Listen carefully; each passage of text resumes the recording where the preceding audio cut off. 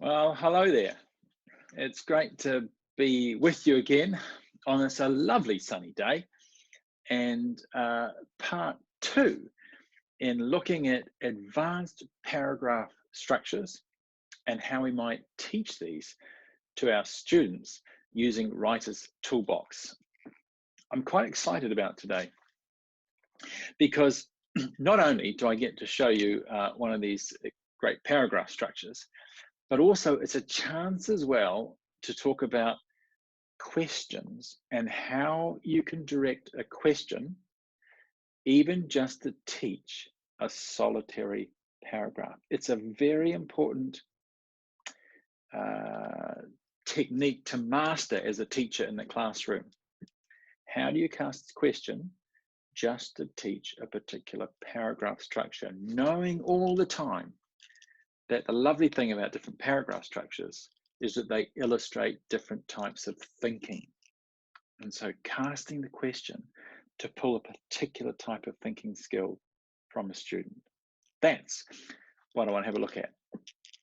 But before we pursue any further, today's challenge, let's have a look at that right now. I'm going to jump into the screen here and let's have a look at today's daily challenge on Writer's Toolbox. Up here, hit the target, and away we go. Weird Wednesday. What happened to Maria's homework? The internet did not eat my homework, says Maria. Well, you never know. I want your absolute, very best, most incredibly outrageous excuse in exactly 42 words, not 43 words, not 41 and a half words, but 42 words. And here's the catch. Somehow you have to stuff in these things as well. Soap, potatoes, explosion, and glue. And I'm sure you will. Don't forget, if your students are having some fun with these, we love to see them. We love to get them here at Writer's Toolbox. So send them in. You can send them into competitions at writethatessay.org, competitions at writethatessay.org. And every week we're starting to publish some of these great examples on our Facebook page and throw a few prizes as well. So let us know how they're getting on. We'd love to hear your see your students writing. Now, this problem of teaching the advanced paragraph structures and how to do that. What I want to consider today, as I said earlier, is the curveball. When might you use a curveball paragraph and why? Think about it like this. As the student moves through their career, they're going to have to increasingly use and handle pieces of research. This is going to become part of their senior schooling years, certainly. And then as they progress from school and tertiary education, it characterizes their experience. The first year lecturer doesn't care two hoots what you think. They want to see that you are able to read and comprehend and understand what people have written and researched about particular theories, and then relate that back, showing insightfulness and perceptiveness all the time, showing how you can weigh the significance, the merits of different research to come up and defend an argument. But so now that's what's happening in your first 1 to 2 years in post-school education. So how might you do this in a paragraph? Well, let me show you a very quick picture and then we'll jump straight in, because today I'd like to build a task and then answer the task I built. Do those two things. So here we go. First of all, let's just do a quick picture that'll help things along, I hope. I'm just going to bring up my iPad and jump into here. And let's get rid of that and go for this. Fabulous. Now, Well, I find a colour that sort of is particularly attractive today. Go for the purple. You have the paragraph, and here's the paragraph. And you want to write this paragraph and come to some sort of outcome at the end of it. You want to say something intelligent. But how do you get there? What does this journey involve for you as a student? Well, sometimes it's using material the teacher's given you. I get that. Sometimes it's just extracting merit or insight from material that you've been taught. Other times, you're forced to go off and do some research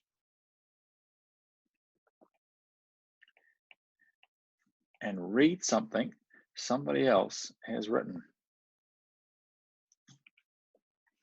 And then your job, as Bloom so aptly put it, your job is then one of translation. Actually, I could do that graphically. I could do that far better. We could do that like this, because this is probably more accurate in terms of what translation involves. Your job is, because you're not just merely taking that and sticking it in, your job, as Bloom so accurately put, is one of translation. Right there. You need to be the intermediary between that piece of research and distilling its relevance, its application or applicability, which I cannot spell, so I'm going to spell application. Well, actually, I could for you today. Look, I'll have a go. Applicability. Here we go. Applicability. Its relevance, its applicability, its usefulness, its merit, its significance for the thing that you are trying to state in this paragraph. You cannot merely regurgitate what you read in that research and think that it just goes straight line and plops in there. It's not what happens. Your job is one of translator, as you distill, weigh up, ponder, wrestle with all these aspects. And the paragraph will start here, a bit like this journey. The paragraph will start here. As a writer, you take us out into this piece of research.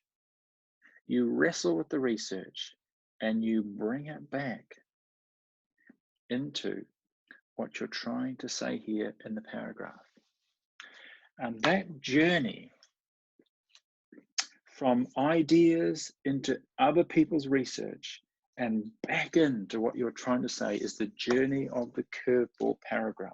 There, in visual form, is what I've tried to create here for students. It's certainly a paragraph that has direct use in the senior years of high school. It's a paragraph form that if you teach your students at high school in those senior years, they will send you greeting cards from university and tertiary and technical institutes. They will thank you later, because it is the bog standard academic paragraph in tertiary education. I need to, this is not the world, that is not the world of peel nonsense and other things. This is the grown-up world that they're working in. So how can we craft one of these and, importantly, teach it in Writer's Toolbox? Let's leave, as much as I don't want to, let's leave the iPad. Right, here we go. Now I'm going to jump back into Writer's Toolbox, and let's talk about how you cast the question first, how you cast the task for the student to actually get that sort of thinking out of them. Let's do this. I'll go back into Writer's Toolbox and go out of the daily challenge and into my account as a teacher. Now, I'll just give you some thoughts here first on a page where you can see clearly what I'm typing, because this is important.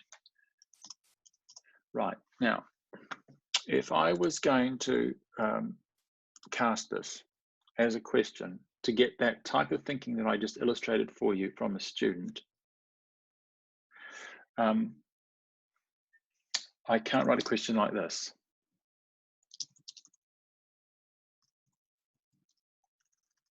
Well, the theories of motivation, which is the best and why? That's not a bad question, but it's not the sort of question that trains that sort of thinking with students initially.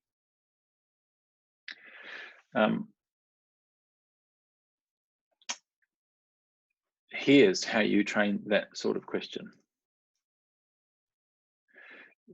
Using Hertzberg research, motivation,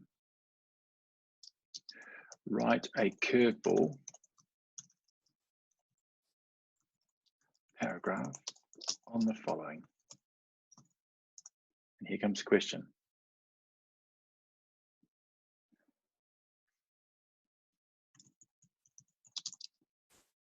Research, show how Hertzberg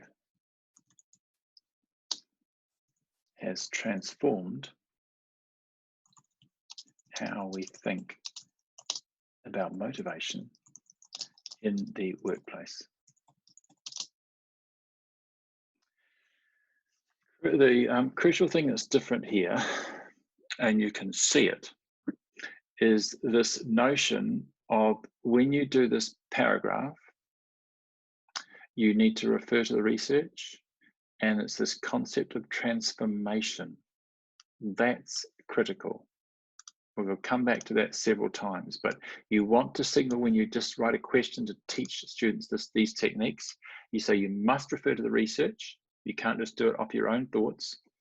You need to tell me then how this person's research has transformed about our understanding over whatever the issue is that you are working with your students.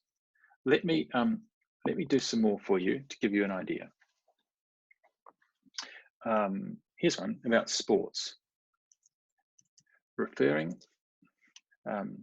to a relevant research study, and one's enough. Yeah, you can signal out the singular piece of research that you may have given your students. Show how high performance coaching has changed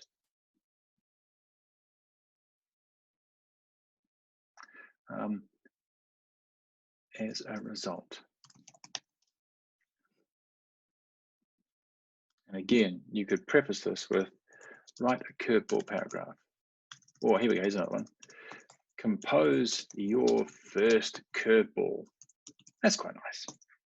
Referring to a relevant research study, show how high performance coaching, which should be hyphenated, I know I had 9 quick comments already, high performance coaching has changed as a result. So something in the research has altered the way we think about high performance coaching. And this is this is why we do it, because this is what research does. We research issues and our lens, our perspective, our view, our interpretation alters as a result.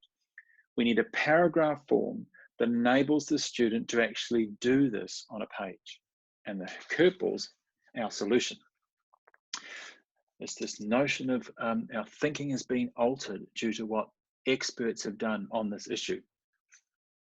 Once the student has got the curveball paragraph under their belt, so to speak, you can start to ask questions like this, and they will all pull that same type of thinking, reaching into others' thoughts and showing how it applies or transformed our understanding. Here we go, I'll do something. How has high performance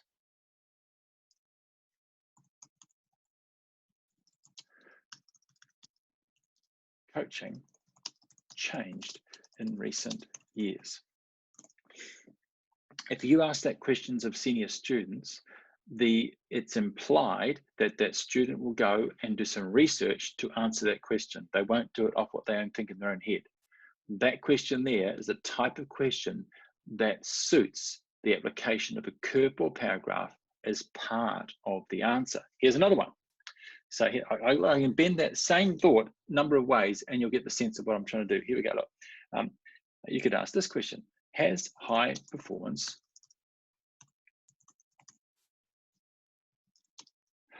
sports coaching changed? Same question.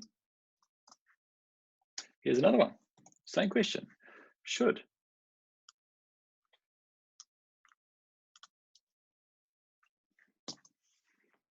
You see what you can do?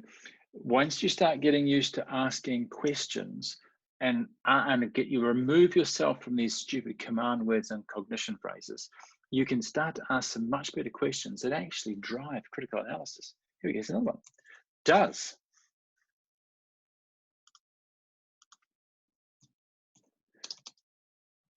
high performance sports coaching need to change? Write a 1,000 word response. And don't forget to use the curveball paragraph. It will save your bacon. There's the suggestion to the room. That's how you're going to do this assignment. So if I then wanted to ask to do this as a teacher on Writer's Toolbox and set it up for an individual class, let's do that right now. I'll go back out and I'll jump into tasks. I'll create a new task and I'm going to call it your first curveball. Let's just say, for example, we'll move from high performance coaching, which I know nothing about, to the, I'm much more a couch potato, to the topic of To Kill a Mockingbird and Atticus Finch, a topic which I know even less about, but we'll mumble our way through. So here we go. Your first curveball, your task is this.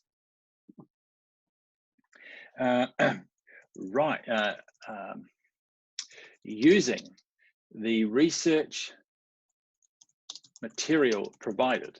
So you will have gone on the hunt. You're the teacher, you do the hunting. You'll have found a really nice piece of literary criticism, a short article or an excerpt from an article. You'll copy that, because you can, less than 10% of the piece for educational purposes, and you'll put that as a PDF and attach it to this task or pass it around the room. They will have read something that you provided. You need to find the quality research. Don't let them to bumble around the internet. That's not fair. Use the research material provided and write your first curveball paragraph on the following. Here we go. Is Atticus the real hero of To Kill a Mockingbird? Okay, that's our task. Because the implication here is that the student's going to use the research material to answer that question. It's not coming out of their own head. They're not going to do it from what they can see themselves in the text. They're going to use the research material to deliver their insights, and that's what the curveball allows. So let's now go sequence. I don't want you to do a mind map. I don't want you to do a box plan. I just want to select the writing tool, and I'm going to use Paragraph Creator. That's the tool. Pick the tools. Straight away, Writer's Toolbox wants me to select the paragraph I'm going to use, and I'm going to use the curveball. There he is. We have the baseball player representing the curve. Very nice. Imagery. Yes, why not? I've had a bit of a hunt in my kitchen before we started, and I found that picture of Atticus. He'll do nicely. We better find something else. I wonder if we can find one on Gem and Scout. Or something in the gallery maybe to help this thing along. So something here about, oh, that could be, yes, that's sort of a mockingbird sort of feel to it, doesn't it? We'll pick that one, and one more. Well, he could be shooting a mockingbird. There we go. All the English teachers have now left the webinar in disgust, but we've picked the task. We've got the images. Brilliant. Checklist. Yeah, I might do something helpful for the checklist. You know, your first curveball. Here we go. First curveball. And I'll just might put this. Don't forget to refer to the research. And secondly, try and keep it, your curveball, under 160 words. Your students in senior school, many of them are overwriting their paragraphs. Don't let them do it. Try and steer them away from that. I'm going to put that as a checklist item. Let's now preview the task. So just like booking my airline ticket, I'm clicking through the top row here as I create tasks. And this is what I am setting up. Yes, I quite like that. I think that'll be fun. Send and share. Here we go. Now, immediately, if I have not yet set a due date, it won't let me send it, which is quite helpful, right? So I just click on this little link that says, Ian, you haven't set a due date yet. So I go back to here, shoots me back to the start, and I can go, oh yes, all right. It's going to go to my year, well, it would be going to my year 12 or my 13 class. Indulge me today, because actually I don't have a year 12 or 13 class. I have Boris and his compatriots, and they're all year 7. So close your eyes. I'm not clicking year 7 because you wouldn't do that, but I need to send it to Boris. Word limit, let's put 160. Why not? Let's just put that in there, and a due date, and off we go. Now I'm ready. I can send it and share. Now these classes have come up, you see, because I put a due date. I'm going to send this task off to Boris and his compatriots. The little green things popped up there. It says, I've done it. Right. Let's go. Right. Why don't we go and try and write this thing? We'll see what happens when Hunter exposes his paucity of knowledge about that book, Mockingbird. Here we go. We're off. I might need some help from my friends out there in webinar land, but we'll try. Here we go. So we'll go back and jump into Writer's Toolbox. I'm going to log out as the teacher, and I'm going to log in as poor old Boris, who's just been given as a poor year 7 kid, this high-end piece of research to, piece of writing to undertake. And here we go. Go, Boris, we're reading for you. I go to tasks, and up comes your first curveball. Right. So Boris is going to click on that, and it takes him immediately to what you have designed as the teacher. You said, don't do any planning, don't do any brainstorming, Boris. I don't want that. I just want you to learn how to write this curveball. There's our task. Using the research material provided. I've got an and in there. Of course, you've seen that. Thank you. But you never told me I had an and in there. Foolish man. Write your first curveball paragraph on the following. Is Atticus the real hero of To Kill a Mockingbird? So we have this nice picture of Atticus down there. I can blow that up at any stage. There he is. If I'm stuck on the curveball paragraph, I can close Atticus. I can bring this up here. I've got a little more information there. If I want an example of the curveball paragraph, it's underneath. There it is. I'm not going to worry about that today. I'm going to take that up, close that up. My word count is there because I'd like you to watch what happens when I try and do this paragraph. Stick my images up there. And I'm going to start with the pitch. For purposes of today, I'm assuming that the student has already read a piece of research that you have given them, all right? If you wanted to attach that, you could have put a PDF on this task as well. I haven't today, but let's just say they've read it. Here we go. How do you cast this paragraph? Is Atticus the real hero of To Kill a Mockingbird? Well, I open with a straightforward sentence. You don't need to be clever in the first sentence of the curveball. You do not also give away your position, because in this paragraph, you're actually discerning your position from what the research tells us. You don't say it at the outset. So I'll do this. Atticus, as a hero, is not straightforward. Right. Sentence 2, tell us about someone who studied the topic. Okay, here we go. Olivia Marshall. Recent examination of the book considered this issue in depth.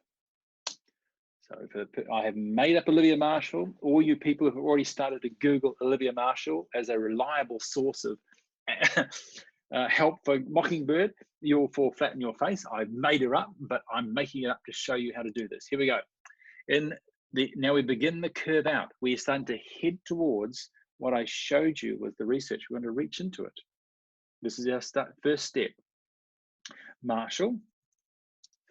When you're talking about people who wrote things and scholars, it's customary to use the surname. That's not at odds at all with the style of writing. So I can just now use her surname, and I'll do that. Looked at the various possible heroes from Atticus to Jem to even Boo Radley, considering how symbols were used to support each character. In that sentence, I have just told you as a writer what the person did. You just have the students tell you exactly what the person studied. So if it was a PE question, for example, on high performance sports, you could say, Olivia Marshall looked at oxygenation rates in both running and cycling in 3 different high performance sport activities. You see, or 3 different high performance sports scenarios. You just explicitly tell us what the person actually studied. Don't tell us what their outcomes were yet. Just tell us what they studied. Sentence 2, tell us about a key thing they found out. And a lovely way to start that sentence 2 is just here. She found. That works. Don't complicate it. Just let them do it. The structure is reliable. You can rest on it. She found that while commentators have tended to support Atticus as dominant, Scout emerges as potentially the true hero of the novel. When experts write research and they do studies, they will come up with a number of key findings. You don't want the student to flounder trying to give you all the key findings. That particular one here, I'm signaling is one of the key things that expert found when they investigated the nature of heroes in To Kill a Mockingbird. So you get the student to concentrate on one that is of particular relevance to the points here they're trying to make as they learn to distill and translate what's occurring in the research. So you have to read it. You see, you've got to read it and be able to understand it to be able to write that in the first place. This is the clever bit. You out very quickly whether your students have actually read the material or not, how they craft this paragraph, because you can't write that unless you read this research. Now, I'm going to tell you why those findings were so important, what they told us that we did not know previously. And again, you can use a very simple, this is significant. Will work. Don't complicate it. As much of our interpretation is centered around Atticus's, oh, this will inflame many people, wisdom. I can already hear the apostrophe police out there going, oh, what's that? No, I'm sorry, you're wrong. That is correct. It's S''S. Go and buy Bridget Jones's diary on iTunes tonight and you'll see I'm right. Wisdom and example, such as a little quote in from the book, walking in another man's shoes.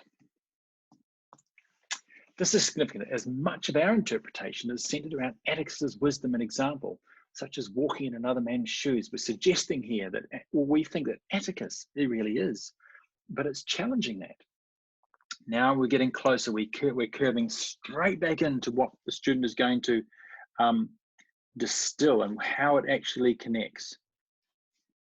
We do this, but Marshall argues symbols tell a different story. Now we've pulled you right back in. You can feel the climax of this paragraph building.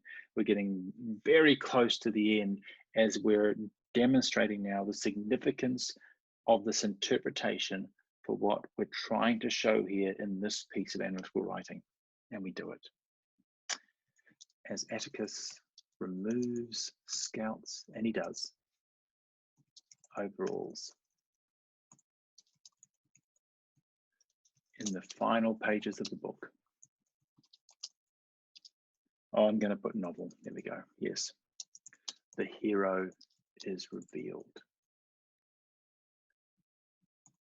The old is gone.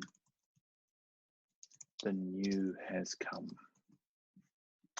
Final sentence here. Last sentence in this paragraph construction. And with almost biblical symbolism, this young child. I'm telling you now why this thing, how it deepens our understanding of this whole scenario. This young child offers us hope that we might all change. Shedding, two Ds, our past failures and look to the future anew. So let's have a look at that now as a whole paragraph. We've fulfilled the demands of the scaffolding. Let's see the whole thing stitched together. Atticus as a hero is not straightforward. Olivia Marshall's recent examination of the book considered this issue in depth. Marshall looked at the various possible heroes, from Atticus to Jem to Boo Radley, considering how symbols were used to support each character. She found that while commentators have tended to support Atticus as dominant, Scout emerges as potentially a true hero of the novel. This is significant, as much of our interpretation is centered around Atticus's wisdom and example, such as walking in another man's shoes. But Marshall argues symbols tell a different story. As Atticus removes Scout's overalls in the final pages of the novel, the hero is revealed. The old is gone, the new has come. And with almost biblical symbolism, this young child offers us hope that we might all change, shedding our past failures and look to the future anew. Can you hear it? We've started at the top. Our challenge was to reach into research and engage with this question: is Atticus the real hero of To Kill a Mockingbird or not? Or could it be somebody else? And using somebody else's research, we've reached in, shown that we've understood it as a student, and come back out and revealed, discerned, translated the significance of this now for the discussion we're entering into here in this piece of writing. It's no longer clear. It might actually be Scout. And there's a research sheds light on this, and we can now do something. We can now advance this thought even more fully in the paragraph that follows, should we choose to. I hope that's helped. I've loved demonstrating the curveball to you, and look forward very much to tomorrow's session on Writer's Toolbox. Until then, see you.